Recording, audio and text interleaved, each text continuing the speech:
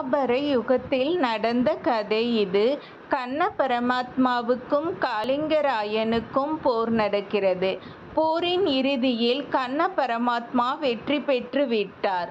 இருந்தாலும் கண்ணனின் மகிமையை பற்றி அறிந்திருந்த காளிங்கராயனின் மனைவிகள் கண்ணனிடம், கண்ணா, நீயே எங்களுக்கு குழந்தையாக பிறக்க வேண்டும் என்று வரம் கேட்கின்றனர்.